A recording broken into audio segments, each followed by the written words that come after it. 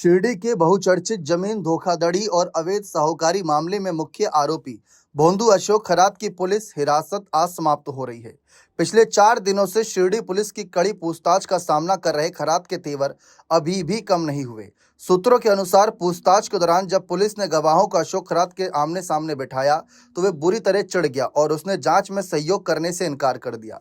Shirdi police ने इस मामले की तह तक जाने के लिए महत्वपूर्ण गवाहों और अशोक खरात को आमने सामने बिठाकर पूछताछ की। जैसे ही गवाहों ने उसके आर्थिक लेन देन और जमीन हड़पने के तरीकों का खुलासा करना शुरू किया, अशोक खरात अपना आपा खो बैठा। उसने चिल्लाते हुए कहा कि उसने सभी व्यवहार कानूनी रूप से किए और गवाह उसे जानबूझकर फंसाने की साजिश रच रहे हैं।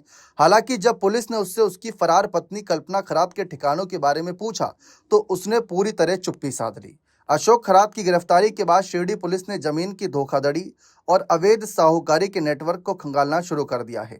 लेकिन सबसे बड़ी चुनौती कल्पना खरात की गिरफ्तारी बनी हुई है। एसआईटी की टीम ने नासिक मामले में निदा खान को तो 1 महीने के भीतर पकड़ लिया था, लेकिन पिछले 40 दिनों से फरार कल्पना खरात का पता लगाने में अब तक पुलिस नाकाम रही। पुलिस को संदेह है कि अशोक खरात को उसकी पत्नी के ठिकानों की पूरी जानकारी है, लेकिन वह जानबूझकर पुलिस को गुमराह कर रही है। अशोक खरात की मुश्किलें अगले हफ्ते और बढ़ने वाली हैं। एसआईटी उसकी गिरफ्तारी के 60 दिनों के भीतर कोर्ट में चार्जशीट दाखिल करने की तैयारी कर रही है। अब तक की गई जांच, जुटाए गए दस्तावेजों, सबूतों और दर्ज किए गवाहों के बयानों के आधार पर यह चार्जशीट तैयार की जा रही है।